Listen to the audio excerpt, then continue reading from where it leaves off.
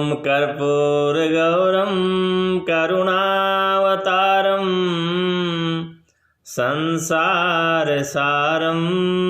भुजगेन्द्रहारं सदा वसन्तं हृदयारविन्दे भवं भवानी सहितं नमामि। भवं भवानी सहितं नमामि। प्रिय श्रोताओं, आज हम अर्थ की दृष्टि से वाक्य के भेद इसके विषय में पढ़ेंगे, सुनेंगे। अब वाक्य आप समझते हैं कि भाषा की वह छोटी से छोटी इकाई जो किसी भाव को या विचार को पूर्ण रूप से व्यक्त कर सकती हो, उसे वाक्य कहते हैं। अब वाक्य अर्थ की दृष्टि से 8 प्रकार के होते हैं। पहला वाक्य है विधानवाचक वाक्य। विधान का मतलब होता है किसी कार्य के होने या करने का बोध हो जिससे। जैसे भाई बच्चे खेल रहे हैं, अध्यापक पढ़ा रहे हैं, मोहन जा रहा है, सोहन सो रहा है।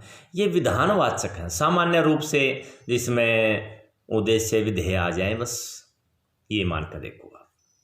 जिसमें विधान हो, किसी कार्य के करने की सूचना हो, उसे हम विधानवाचक वाक्य कहते हैं। दूसरा भेद है निषेधवाचक। निषेध का मतलब जिसमें नकारात्मक आ जाए, किसी कार्य का निषेध किया जाए। भाई मोहन पुस्तक नहीं पढ़ रहा है, नहीं आ गया ना, मोटी सी भाषा की जिसमें नहीं आ जाए, बस उसे निषेधवाचक। किसी कार्य के लिए इनकार किया जाए जिसमें उसे, जैसे राम यहां नहीं है। तीसरा भेद है आज्ञावाचक। भाई जिसमें किसी को कोई आदेश दिया जाता हो, ऐसे वाक्य में उसे हम आज्ञावाचक वाक्य कहते हैं। जैसे बच्चों शोर मत करो, सभी पढ़ो, ध्यान से पढ़ो, खड़े हो जाओ, बैठ जाओ। ये सारे क्या हैं? आज्ञावाचक। अब प्रश्नवाचक वाक्य, चौथा प्रकार। प्रश्नवाचक क्या होता है कि जिसके अंदर ऐसे वाक्य में जिसमें प्रश्न पूछा जाए, कोई बात पूछी जाए कि आपका क्या नाम है, आप कहाँ से आए हैं, कुरुक्षेत्र यहां से कितनी दूर है। ये सारे प्रश्नवाचक वाक्य हो गए। अब 5वां भेद है विस्मय वाचक वाक्य। विस्मय का मतलब जिसमें कोई भाव व्यक्त हो। भाव व्यक्त का मतलब कोई हर्ष हो, घृणा, शोक आदि, ये जो विचार आदि, ये जो भाव व्यक्त किए जाएं जिस वाक्य के माध्यम से, उसे हम विस्मयवाचक वाक्य कहते हैं। जैसे हाय बेचारा मर गया, आहा कैसा सुंदर फूल है, ओ वो तो आया ही नहीं।